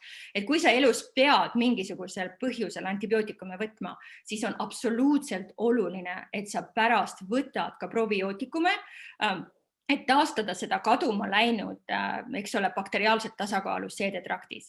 Aga miks me räägime praegu siin viiruste puhul probiootikumidest on just sellepärast, et jälle sa nagu ei saa mitte midagi valesti teha, kuna immuunsüsteem saab alguses seedetraktist suuremal osal ajast, eks ju. Kui sa sinna paned kõik need bakterid, kes seal peavad toimetama ja olema, siis jällegi juba ainuüksi sellega saad sa nii-öelda võidelda selle vastu, et viirus sinu sees ei hakkaks paljunema. Ta võib sul isegi sattuda sisse, aga kui sinu mikrobioom või see seedekeskkond, mikroobne seedekeskkond on õige, siis tegelikult see viirus ei pruugi sind isegi üldse mõjutada. Nii, eks ju. Muidugi sa tead, eks ole, et samamoodi probiootikume saab siis osta toidulisandina, aga probiootilised toidud on meil ka loomulikult olemas. Need ongi, et kõik, mis on, eks ole, hapukapsas ja hapukurgid ja eriti kõik, mida on nagu fermenteeritud, need on absoluutselt imelised probiootikumi nagu allikad ja neid võid kohe kindlasti süüa, neid on kindlasti väga-väga tark süüa, eks ole, talvel. Üks märge siia juurde, et tihtipeale ma vaatan üldse kurkide hapendumisel näiteks pannakse juurde äädikat, aga äädikas kahjuks tapab selle probiootilise toime ära. Lihtsalt annan teile teada, et äädikaga hapendatud kurgid ei ole päris seesama, mis on lihtsalt hapendatud kurgid. Okay. Nii, et siis probiootilised toiduained ja lisandid siis koosnevad miljarditest headest bakteritest. Nad aitavad kehal siis tervena püsida ja hästi töötada ja probiootiline tasakaal seedetraktis on siis tegelikult ainult üks osa sellest laiemast pildist, mis puudutab neid vajalikke baktereid ja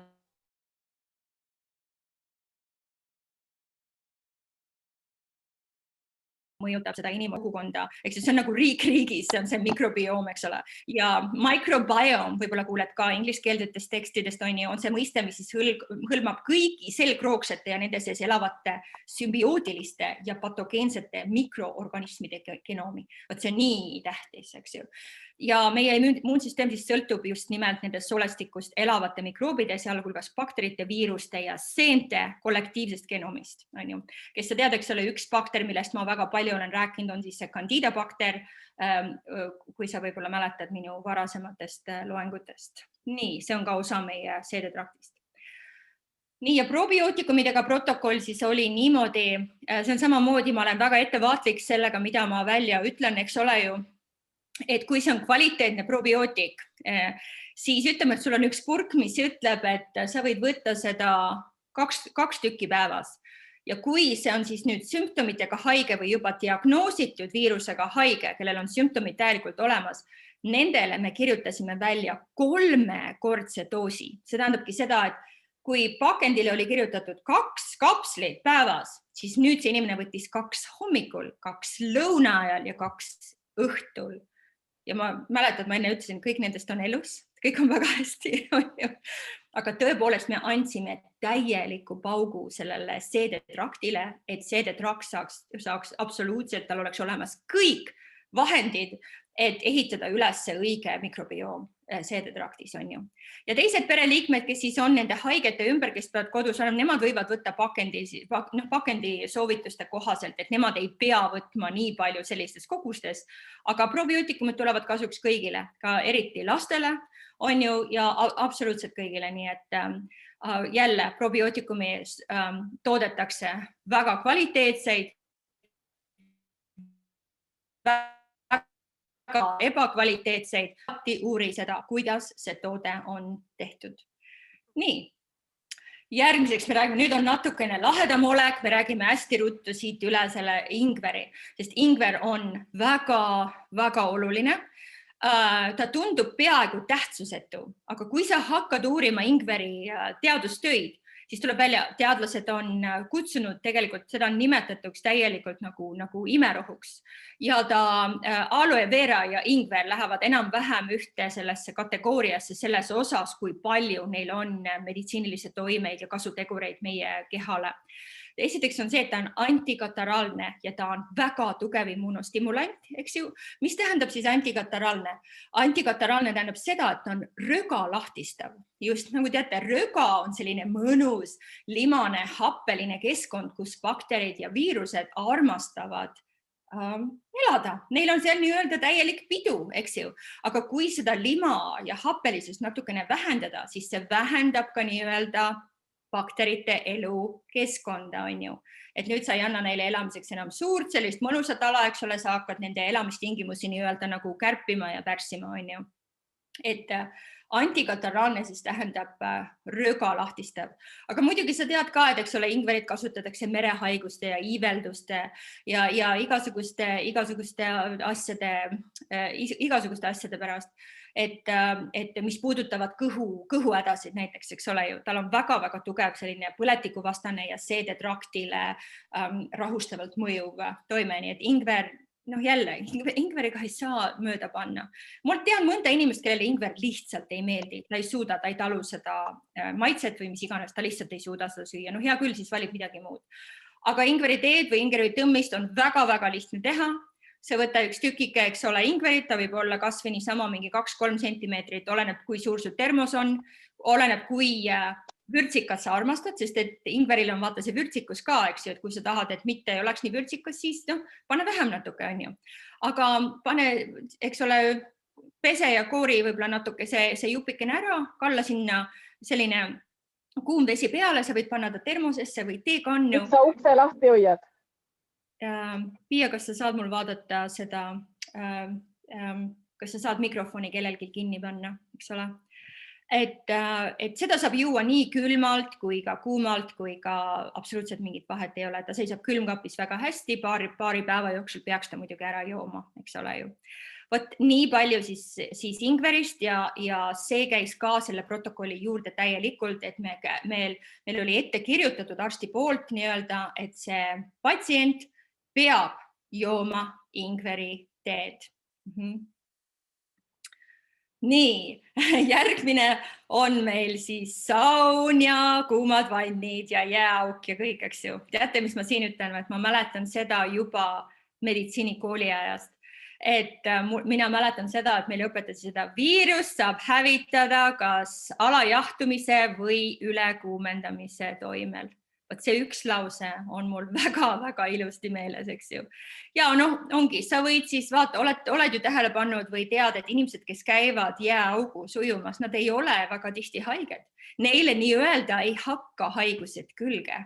Tegelikult ongi see, et mitte et haigused ei hakka külge, nemad ka võivad endale viiruse saada, aga see viirus ei arene edasi ja tal ei teki sümptomeid ja lõpuks ongi, ta taandub ära, vajub ära ja ongi kõik, temast ei jää lihtsalt midagi järgi, eks ju.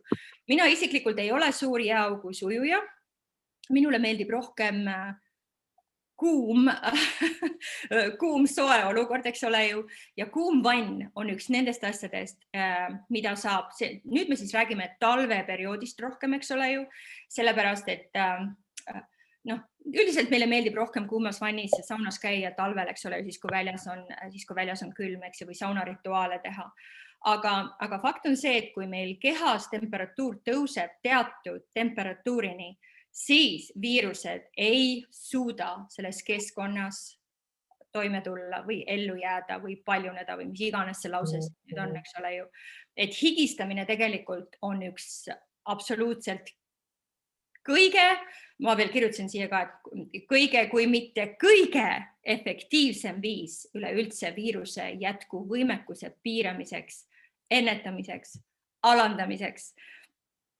Oluline on siin mäletada lihtsalt seda, et seda sauna või külmmeetodeid ei tohi siis teha, kui palavik on juba, sest palavikuga tekib see, et sa võid, kui sa lähed kuuma sauna või kuuma vannis, sa võid kahjustada oma südamelihast, et kindlasti mitte palavikuga just, aga eriti kui on, et sa tuled kuskil, ütleme, talv on väljas, on külm, sa tuled mingisugustest seltskonnast või bussi pealt või kuskil ja sa tunned, et keegi aevastas köhis ja sa võib-olla mõtledki selle peale, et appi, et äkki ma võtsin midagi endaga kaasa, siis see, kui sul mitte midagi muud käepärast ei ole, ütleme, sul ei ole ingverit, sul ei ole D-vitamiini, C-vitamiini, eterlikõlisid, mitte midagi kodus ei ole, siis on see, mis sa saad endale teha, on minna hästi-hästi kuuma vanni, nii kuuma vanni, kui sa kannatad, olla seal umbes 20 minutit niimoodi, et sul isegi nahk tõmbab natuke roosaks, muidugi ennast ära põleta, eks ole ju, aga üldiselt piisab sellest, et viirust taandada ja siin on nüüd jälle see, ma pean olema ettevaatlik sellega, mis ma ütlen,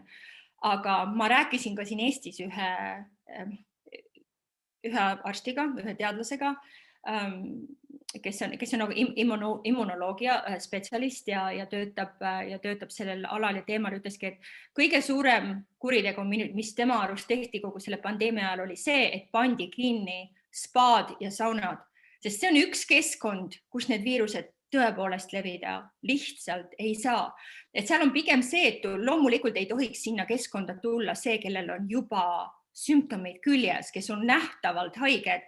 Et näiteks seda oleks võinud lihtsalt arvestada, et spa ja saun jääb lahti, võib-olla mitte lasta see paksult inimesi täis, aga et näiteks just nimelt mõõta kehatemperatuuri. Ja kui kehatemperatuur on normaalne, siis need inimesed oleks võinud kõik sinna sauna lasta, sest et nad tulevad seal välja pigem niimoodi, et isegi kui neil oli midagi sees, siis selle annaks nagu väga ilusti kohe alla suruda. Aga loomulikult sümptomitega, külmetas sümptomitega inimesi enam sinna ju mitte lasta, see on päris selge, eks ole ju. Et võt see on see koht, et ma loodan, et see oli nüüd okei, et ma seda ütlesin, sest see on täiesti vastupidine sellele, mida meile kogu talve jooksul räägiti, eks ole ju. Ma loodan, et mind ei tõmmata oksa selle lause eest. Okei, ma lähen siit nüüd edasi, sest eestlastele saunarituaalidest nii palju rääkima ei pea, seda ma pidin tegema rohkem Ameerikas, sest nemad ei tea nii palju sellest. Aga siin läheb see osa nii-öelda kergesti. Nii, nüüd tuleb järgmine väga tundlik teema, aga ma igal juhul räägin selle siia ära ja ma räägin ka sellepärast, et just nimelt ma jälle just hiljuti rääkisin ühe arstiga, kes töötab samamoodi haiglas ühes väga-väga raskes osakonnas, kus on väga-väga rasked haiged ja tema ütles ka mulle, mitte iialgi ärge kasutage neid desinfitseerimisvahendeid ja ta näitas omast taskust mulle, kuidas temal on endal oma desinfitseerimisvahend kaasas. Räägime läbi need, vaadake, me räägime nendest, mis on praegu poe uste peal, need kommertslikud käte desinfitseerimisvahendid, teate küll, ma näen, et lähed poodi, siis lased endale sealt sortsu, ma vaatan, lapsed lasevad veel mitu korda, siis nad seal pühivad käsi ja siis kogu see lõhn ja kogu see värk on seal, eks ole, üleval on ju, et me räägime nendest desinfitseerimisvahenditest. Need on tegelikult ülitoksilised. Nad teevad rohkem meie kehale kahju kui see, mis nad teevad kasu. Sellepärast, et lihtsalt käsi pesta või oma käsi desinfitseerida, seda pole absoluutselt mitte raske teha. Aga need kommertslikud desinfitseerimisvahendid, mida nad siis nagu sisaldavad, see ei ole mitte täiuslik nimekiri. Ja see ei tähenda, et kõikides nendes on üheselt sees need, vaid see on lihtsalt nimekiri, mida võib leida nendes kommertslikes käte desinfitseerimisvahendites. Ja need ongi, eks ole, selleks on propanool, metanool, mis on ülitoksilised alkoholivormid meie kehale, eks ole ju. Lastel võib nendest isegi tekkida täielik toksikoos muideks. Polüetüleenglükool, mis on tegelikult antifriis, mida pannakse autodesse. Siis on kunstlikult värvained, mis tekitavad lastel konkreetselt tegelikult isegi tähelepanuhäireid. Eks ole, suurem osa nendest on kantserogeenid, parabeenid. Nendest vist on, ma loodan, nii palju räägitud, et mulle tundub, et ma kordan ennast palju, kui ma räägin sellest, kui kahjulikud on parabeenid igasugustes ilutoodetes, kätekreemides, käte desinfitseerimisvahendites. Ja siis on veel triklosaan, mis on tegelikult nagu putukatõrje ja mis on kohutavalt mürgine meie jaoks, eks ju. Ma ei hakka täpselt teile seletama, mida nad teevad, aga põhimõtteliselt sa võid kõikide nende kohta uurida. Seda kõik teaduslikud materjalid, kõik on olemas, kui toksilised, kui halvad need ained meie keha jaoks on. Ja ma olengi siia siis välja toonud lihtsalt selle, et nad esimene ma paningi sinna, seal on pika nina. Nad ei tõsta immuunsüsteemi, nad nõrgestavad immuunsüsteemi, nõrgestavad. Just, sest ajab organismi nii-öelda sassi, organism ei saa enam aru, millega kas tal tuleb tegeleda nende kemikaalidega või immuunsust tõsta, eks ole ju, aga kemikaalid on nii domineerivad, hakkab neid hoopis elimineerima. Need ained on mõningad nendest on väga-väga tugevad allergeenid. Need tekitavad igasuguseid psoriaatilisi reaktsioone nahal ja mis kõik veel, eks ju. Need ained põhjustavad viljatust näiteks. Siis nad ärritavad väga tugevalt nahka. Nad rikuvad heade bakterite nagu toimet ja tasakaalu samamoodi, sest et samamoodi meil kätel on ju ka head bakterid, eks ju, mis elavad seal. Nad nii-öelda rikuvad ka nende tasakaalu ära. Ja millele ma olen joone alla tõmbanud, sellepärast, et see on asi, millega mul on nii palju isiklikku kokkupuudet olnud oma patsientide ja klientide osas ongi sellepärast, et nüüd me räägime käte desinfitseerimisvahendid, kodused seina torgatavad lõhnaküünlad, igasugused lõhnastamiseks mõeldud aerosoolid, mis pannakse vannitubadesse ja tualettidesse, kaasa arvatud ka kunstlikult lõhnastatud küünlad. Need on kõik hormoonretseptorite tööd ja tundlikkust rikkuvad ained. Üks kõige drastilisem näide, mis ma võin tuua, on see, et nad on üheselt väga kahjulikud meile kõigile, hingamisteedele absoluutselt kõigile kahjulik, aga nad on väga-väga ohtlikud väikestele poistele. Just nimelt poistele, sellepärast, et need keemilised ained tõstavad poistel östrogeeni taset ja just nimelt ta on nagu ksenoöstrogeen. Ta imiteerib justkui östrogeeni ja ta ajab immuunsüsteemi sassi. Ja nagu te näete, praegu on väga-väga elav probleem see, et näiteks poistel hakkavad kasvama rinnad. Neil tekib naljakas selline rasvarõngas, nagu tekib ümber kõhu ja see on kõik sellepärast, et neil on väga kõrgendatud östrogeeni tase ja selle saab ainult ära elimineerida sellega, et sa eemaldad kodust toksilised ained, sünteetilised küünlad, kõik need seina torgatavad õhul värskendajad või mis iganes need on, seda saab ainult sellega elimineerida, sest et ma olen näinud neid vanemaid, kes nutavad meil, eks ole, ja räägivad sellest ja ütlevadki, et neid on nagu petetud. Nad küsivad, kuidas me sellest ei teadnud. Ja seda olen ma ka juba mitu korda oma teistes loengutes maininud, kui ma teen hormoonkoolitusi, et praegu üks tõusev operatsioon, mis on näiteks ilukliinikutes, on järjekorrad sellisele operatsioonile nagu günekomastia. Ja günekomastia konkreetselt on meestele mõeldud operatsioon rindade vähendamiseks, sest mehed on väga-väga ümbritsetud igasugustest sünteetilistest ainetest. Sellega saime ühele poole, et ära kasuta neid kommertslikke käte desinfitseerimisvahendeid, palun, see ei aita sulle kaasa. Käte desinfitseerimisvahendid saab väga-väga lihtsalt teha ise. Sa ei pea tegelikult ongi, sul on vaja lihtsalt tavalist sellist spreipudelit, on ju. Ta võib olla, nad on tavaliselt 30 milliliitrised, eks ole ju. Neid sa saad osta online'ist, ma ei tea, kus kohal veel pane sisse spreipudel või pihustika pudel ja sa leiad kohe ülesse, on ju. Ja sul on, kui sul üldse muud ei ole, mitte midagi muud ei ole, sa võid sinna lihtsalt panna viina sisse. See on kõik, kõige odavam viin, mis poes on saadaval ja see on sulle tunduvalt kasumlikum, sest see on nagu etanooli baasil, ta on nagu meile kasulikum viina, nagu see, mida me võime ka juua, eks ole ju seda ja see on väga desinfitseeriva toimega, on ju. Ja ongi samas siis võid ühe pitsi, kus sa õhtul võid endale klõmaka veel sisse ka võtta ja see on väga hea, see tõstab kehatemperatuuri, see on väga kasulik. Okei, ärge lastele või ärge kellelegi öelge, et ma teile seda ütlesin, on ju. Nii, et sinna ongi, et võib siis panna nii-öelda, eks ole, mingisugust sellist inimsõbralikku alkoholi sinna sisse. Sinna võib panna nõiapuu ekstrakti. Ma ise otsisin, et kuidas see eesti keeles see witch hazel on ja siis ma leidsin üles, et see on nõiapuu ekstrakt. Samamoodi seda saab online'ist tellida. Sobib ka täitsa tavaline õunaädikas, et sa võid lihtsalt vett ja õunaädikat, eks ole, kasutada või mingisugust siis issand, mul lähevad need alkoholide nimed ka sassi natukene, ma loodan, et ma ei ütle midagi valesti enne. Aga ütleme, et ma kasutan siis sõna lauaviin, eks ole ju. Et sa võid need kõik sinna kokku segada ja sinna sa võid veel juurde lisada ka ettelikõlisid, nelki, teepuud, kaneeli, rosmariini, seepärast samamoodi see annab nii lõhna kui ka sellist desinfitseerivat toimet, eks ole ju. Vot niimoodi, väga-väga lihtne on ise seda teha. Ja muidugi ma ütlen siia ka juurde ära, et kogu aeg kõike ei peagi desinfitseerima. Suurem osa meie probleemidest tuleb ka, et meie maailm on liiga ära desinfitseeritud, eks ju. Et ära kogu aeg desinfitseeri. Lapsed ka tegelikult, nad peavad, eks ole, mullas olema ja suhu panema endale, sellepärast, et niimoodi nad tegelikult arendavadki välja oma immuunsüsteemi. Niimoodi nad saavadki neid igasugused baktereid ja mikroome, mis kõik siis keha ise, eks ole, valib välja, millega võidelda, mille ära visata. Niimoodi nende immuunsüsteem tugevneb. Ja teate, mis ma hiljuti õppisin? Hiljuti ma veel õppisin selle nagu mingisuguste õpingute käigust, et tegelikult need lapsed, kes närivad küüsi ja söövad oma ninakolle, nendel on tunduvalt tugevam immuunsüsteem, sest eriti ninakollides pidi olema mingi eriti hea valk, mis tugevdab nende immuunsüsteemi. Vot nii. Ma lähen siit edasi.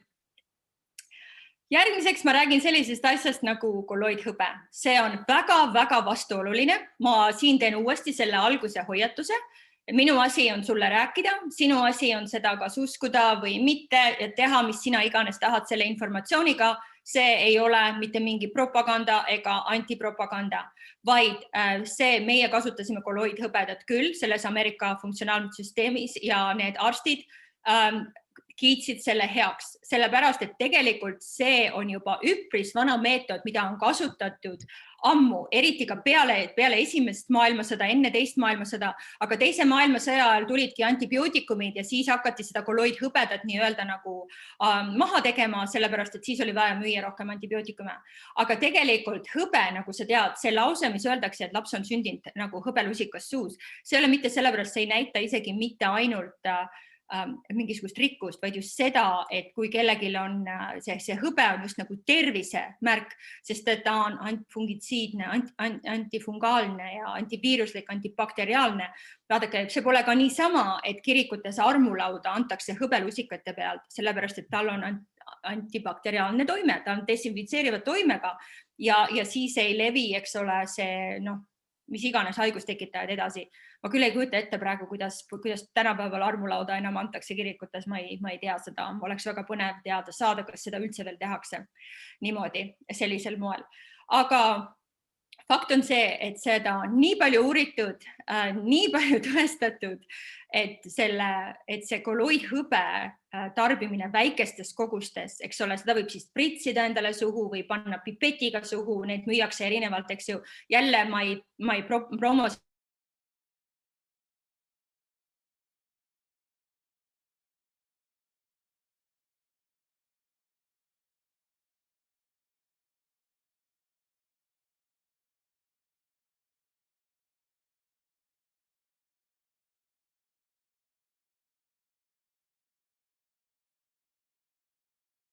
destilleeritud vees eraldatud imepisikeste selliste hõbeda osakeste kolloidne lahus ja see on selline elektromagneetilise nagu protsessi tulemus, eks ole, et see eraldab need mikroskoopilised osakesed on ju sellest hõbeda vardast ja nad satuvad sinna selle vedeliku sisse.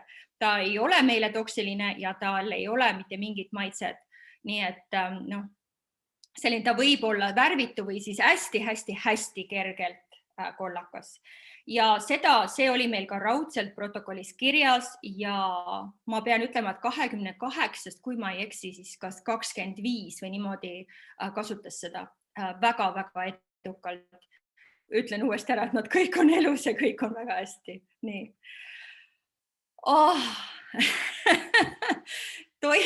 Järgmine protokoll on toitumine. Teate, mis või, kui sa tahad, ma usun, et toitumisega on selline lugu, et mul on selline tunne alati, et mul on see järgmine slaid siin, et see on nagu vetsupaberist rääkimine, sellepärast, et kõik nagu kujutab, mis mõttes, me ju teame toitumisest palju, on ju, et see on nii tavaline asi nagu vetsupaber tänapäeval, on ju, sellepärast ma paningi selle pildi siia, et tõepoolest see, et peab tervislikult toituma, ma arvan, ei tule kellelegi üllatusena. Sellest sõltub see ka, kuidas sina haigustekitajatele reageerid või kuidas meie organism reageerib haigustekitajatele. Et ma teen toitumisloenguid, kui sa tahad ekstra mingisugust teemat puudutada, siis ma käin muideks külalisena rääkimas igal pool väikestes kogukondades, inimeste kodudes, kutsu mind külla ja räägime sellest. Et praegu ma ei lähe väga pikalt toitumisse, ma ei lasku, aga ma räägin ära paar asja, mida ma tahtsin puudutada. Üks asi on siis need töödeldud, protsessitud, pakendatud toidud, mida tegelikult toiduaineks nimetada ei saa. Mina ise, kes ma ei ole lihasooja üldse, eks ju, aga jälle minu eesmärk või propaganda üle üldse mitte vegetarianism või mingisugune veganism üle üldse mitte, vaid ma ütlengi selle peale, et kui sa üldse otsustad näiteks liha süüa, siis söö liha, mis on liha, ma ei tea, kanafilee või veisefilee või veisekondid või kanatiivad aga mitte kanaviinerid või kanapihvid või sartellid, sest need ei lähe enam toidu kategooriasse, need on toidulaadsed asjad, millel on rohkem sees kahjulikke aineid kui kasulikke. Ja mul ongi, eks ole, ma istun ja räägin vanematega, see on tundlik teema, sest mõni ütleb mulle, et aga viineri pakile, sinna on ju peale kirjutatud, et on laste viiner, et järelikult siis peab olema lastele kasulik. Ja vaadake, siin ongi see, et tegemist on väga-väga efektiivse turundusega, eks ole ju, sest tegelikult ei ole viinerites laste jaoks mitte midagi kasulikku. Ma jätan selle teema siia, ma ei taha väga pikalt sellel nagu peatuda, eks ole ju, aga ma arvan, et see point tuleb sellest välja. Ja järgmine asi. Nüüd mõnikord on mul väga rõõmus meel, et ma istun teisel pool ekraani, sest siis ei saa mind munade ja tomatitega visata, on ju. Sest piima ja suhkru kombinatsioon, ütleme kohe välja, piima ja suhkru kombinatsioonid on absoluutselt kõige põletikulisemad keskkonda organismi tekitavad toiduained. See tekitabki mõnusa limakesta happelise olukorda, mille peal saavad elada nii viirused, halvad bakterid kui ka vähki tekitavad ained. Võib-olla olete kuulnud ka sellest, eks ole ju, et vähk toitub ainult suhkrust ja mis kõik veel, eks ole ju.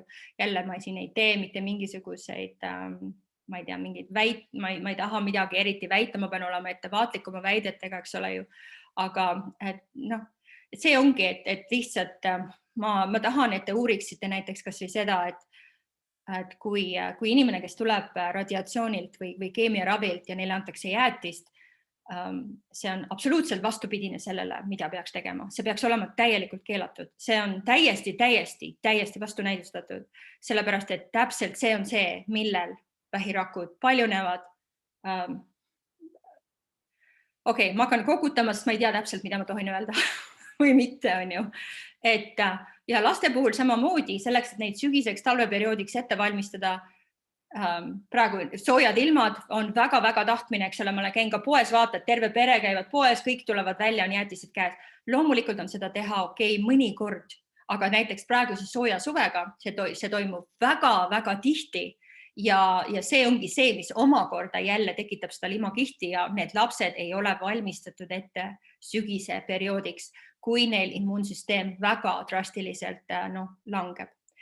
Ma jätan toitumise teema praegu siia paika, eks ole, lepime nii kokku. Järgmiseks, meil on peaaegu kõik, eks ole ju. Järgmiseks me räägime eeterlikest õlidest. Eeterlikud õlid on üks minu lemmikumaid teemasid, eks ole ju, sest mul on olnud eeterlike õlidega väga-väga suur lugu, eks ole, see, kuidas nad minu tervise hüveks toimisid juba nüüd siis 11 aastat tagasi, eks ole ju, see on samamoodi üks loeng, mida ma olen väga palju teinud, eks ju. Aga täna ma räägingi lihtsalt selles, et kuna ma ei saa anda mingeid konkreetseid protokolle ma ei saa anda sellepärast, et eeterlikud õlid on niivõrd erinevalt toodetud, et kui ma annan sulle praegu protokollid ja mõni teist, keda ma ei tunne või kes seda videot või seda lindistust nagu salvestust hiljem vaatab ja ta läheb näiteks saunapoodi ja ostab mingisugused 2-3 eurosed eeterlikud õlid, siis need ei ole need eeterlikud õlid, millega oma tervist toetada, eks ole ju. Et kuna eeterlike õlide maailm on niivõrd lai, ja selleks peab konkreetselt õppima seda, kuidas neid kasutada, sest meditsiiniklassi eeterlike õlidesse tuleb suhtuda kui ravimisse ja seda peab oskama ja teadma, kuidas kasutada. Aga ma tahan siia kohta nüüd ära mainida selle, kui olulised nad on. Nagu sa näed, siia on pudelisse pandud, eks ole, õied ja lehed ja varred ja okkad ja sellised asjad sellepärast, et loodus meie ümber ongi see, mis pakub meile imelised ained, need lenduvad ained, see tilgake, eeterliku õli ongi tegelikult selle taime enda immuunsüsteem. Kõige lihtsam näide on see, et kui sa lähed metsas kõnnid ja sa näiteks sa hõõrud mingit puulehte või näiteks kuuseokast ja siis sa nursutad oma käte pealt ja sa tunned seda lõhna. See ongi tegelikult eeterlik õli, mis sealt vabanes. Ja eeterliku õli, puhas eeterlik õli, millesse ei ole midagi lisatud ega mitte midagi ära võetud, eks ole, seda leidub, eks ole, praktiliselt kõigis taimeosades, on ju, ta on looduslik biokatalüsaator. Ta signaliseerib keharakke tegema seda, mida nad niikuinii peavad tegema. Ja sellepärast ongi see eeterlike õlide maailm nagu intrigeeriv, laiale ulatuv, sellepärast, et me peame tegelikult õppima. Me ei saa loodusravimeid võtta kergekäeliselt, on ju. Ja samamoodi ma õpetan eeterlikke õlisid igal pool kodudes, salongides, mis iganes, võta minuga ühendust ja kutsu mind külla ja siis ma saan sulle rääkida rohkem sellest, kuidas moodi eeterlikke õlisid kasutada, eks ju. Aga lihtsalt, et sa teaksid praegu, et seesama näed see tilgake, eks ole, mis on hästi kontsentreeritud, see on selle taime enda immuunsüsteem, see pannakse pudelisse ja meie saame seda oma tervise hüvedeks ära kasutada. Natuke veel siit eeterlikust õlist, et nad ongi, vaadake, need samad padjakesed, mis on mikroskoobi all siin, need on tegelikult piparmündi lehe pealt võetud, nad on pandud mikroskoobi alla ja võt need samad lõhnavad padjakesed, see on see, kus see piparmündi lõhn tuleb välja. Võt need ongi need padjakesed, milles on peidus selle piparmündi, see lõhnav aromaatne katalüsaator, eks ole, millel on erinevad biokeemilised toimed meie kehale, eks ju. Et eeterlik õli, mis ta siis on? Ta on taimedes leidub looduslik aromaatne ühend ja teda leidub, nagu siis enne ka oli see nimekirja seal olemas, et teda leidub nii juurtes kui õites, koortes, seemnetes, vaigus, absoluutselt kõikides taimeosades, eks ju. Taimed on täis selliseid meditsiinilisi aineid, eks ole ju. Õige, puhas, võltsimata eeterlik õli on kas veeauruga destilleeritud või külmpressitud. Sellega oled väga ettevaatlik, kui sa käid poodides, sellepärast, et tegelikult poodides praktiliselt õiget puhast eeterlikku õli ei ole võimalik saada. Kuigi tal on peale kirjutatud, et ta on 100% puhas, ei pruugi ta olla puhas, sest et regulatsioonid on sellised, et ta ei pea olema päris puhas ja ikkagi lubatakse peale kirjutada 100% puhas. Ühesõnaga regulatsioonid on väga käest ära, eks ole. Eeterlikõli ise, ta on väga võimas, ta on ülikontsentreeritud, ta on 10 kordi tugevam kui see taim ise. See on see põhjus, miks sa pead õppima, kuidas eeterlikõlisid kasutada, sest 1 tilk või 2 tilka on piisav. Ja siis ongi, et kui eeterlikõliga annab endale kahju teha, kui sa kasutad liiga palju või mitteoskuslikult. Ja see on see põhjus, miks ma ei tohi täna protokolle välja tuua. Aga see on ka võib-olla huvitav, et eeterlikõli ise, eks ole, ei ole vitamiin ega mineraal, ta ongi ainult kui puhas katalüsaator, eks ju. Võrdluseks ma võin tuua sulle näiteks seda siin, et kui sidruni mahlas on vitamiin C ja seal on natuke kiudaineid ja mis kõik veel, eks ju, et sa saad sealt, aga sidruni koorest näiteks pressitud eeterlik õli, ta on puhas katalüsaator. Ja mida ta teeb organismis on see, et ta näiteks otsib üles toksiine ja viib neid kehast välja ja see on kõik teaduslikult paika pandud. See on samamoodi, küll ma sooviks, et ma oleks ise selle kõik avastanud või välja mõtlenud, aga ma ei teinud seda. Ma toon teile ainult fakte, eks ole. Ja see on ka, et puhas eeterlik õli siis on täiesti 100% inimorganismi poolt ära kasutatav, biosaadav nii-öelda on ta ja ta on omastatav. Eeterlik õli ei ladestu mitte kuskile, ta väljub meie kehast umbes 4 tunni jooksul ja temast ei jää nagu mitte midagi ka alles. Et selles mõttes ta on tal puuduvad kõrvaltoimed ja kõik see värk, need eeterlik õli on väga huvitav ja suur ja imeline maailm on ju. Nii, ja ma lähen, kui ma ei eksi, ongi mul viimane, slaid. Et enne me rääkisime hirmust ja negatiivsusest ja kõigest, et siin ka ma küsisin tema käest, et kas ma võin palun selle punkti oma nendesse protokollidesse sisse panna. Et palun mitte vaadata palju uudiseid või eriti mitte vaadata uudiseid siis, kui nad siin nii-öelda närvi ajavad, eks ole ju. Pigem selle asemel võiks peale sööki välja kirjutada, et inimesed peavad vaatama YouTube'is kas naljakaid kassivideosid või mingisugust komöödiat või mingit asja, mis ajab neid naerma. Sellepärast, et üleüldse kasside ja loomadega olemine või ka nende vaatamine tegelikult just nimelt tõstab seda sama serotoniini ehk õnnehormooni taset, on ju. Serotoniin omakorda pärsib jälle kortisooli. Kortisool on see stressi, eks ole, hormoon, mis teeb meid nii-öelda haigeks, eks ju. Ja see võrdub, eks ole, see on nagu matemaatiline tehing praegu. Serotoniin miinus kortisool võrdub tugevam immuunsüsteem. See on teaduse poolt ära tõestatud, et serotoniin tõstab ja turgutab immuunsüsteemi. Vaata naljakaid asju, kas või mõttetuid naljakaid asju, aga mitte neid, ära lase endale pähe negatiivsust liiga palju. Väldi negatiivsust, mine ära sellest keskkonnast, kus sul on negatiivne ja halb olla. See on nii oluline. See on asi, mida tavaliselt tavaarsti juures sulle ei räägita. Aga seda räägib hästi palju holistiline meditsiin ja funktsionaalmeditsiin, eks ole ju, nad nagu tõstatavad sellega väga välja ja tegelikult on see lausa teaduslikult nagu tõestatud.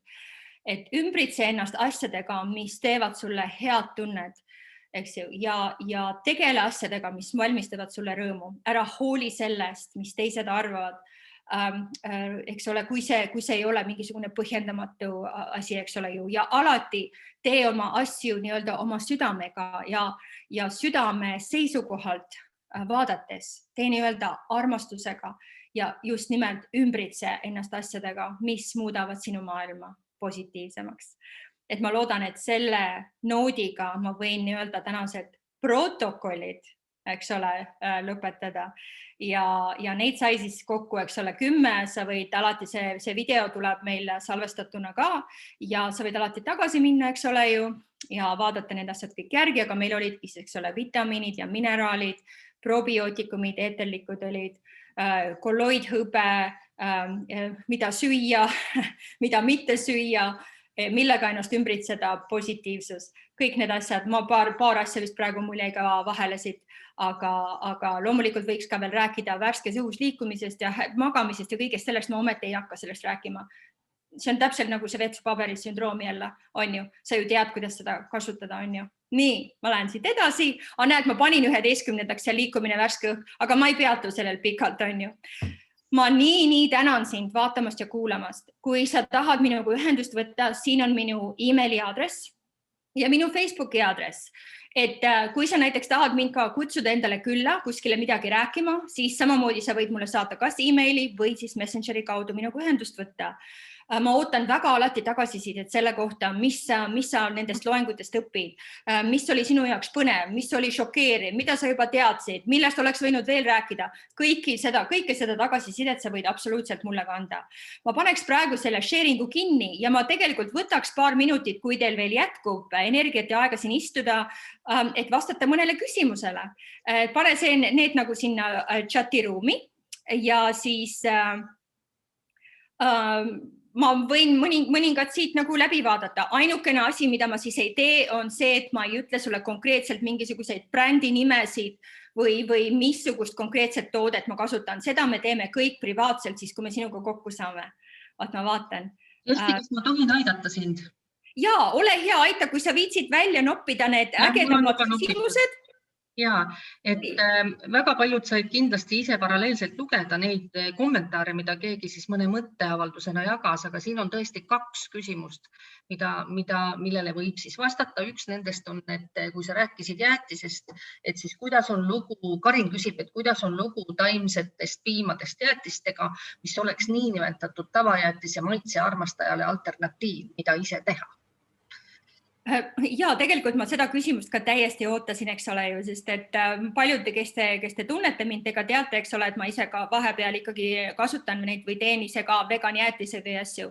Ja sellega ma ütleks ikkagi samamoodi, et neid on samamoodi tarvis kasutada mõõdukalt, sellepärast väga paljud taimsed jäätised on tehtud jälle soja baasil ja suhkrut on neile igal juhul nagu lisatud. Et seal on võib-olla, kuna tal ei ole seda piima, seda loomavalku seal sees, ta võib olla pisut vähem happeline, aga siiski ma ei ütleks, et teda peaks kasutama igapäevaselt.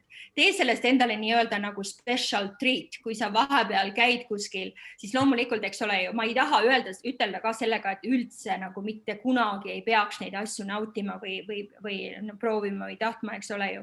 Et ühesõnaga see on see, mida ma selle peale ütlen, aga absoluutselt mina ka kindlasti eelistan jäätiste vegan versioone ja ma teen ka ise nii-öelda jäätist kodus, mis on iseenesest ka väga-väga kerge, sellepärast, et ma saan kontrollida seda magusa ja suhkrukogust, mida ma sinna panen või kasutada paremaid versioone suhkru asendajatest. Ma loodan, et see aitab.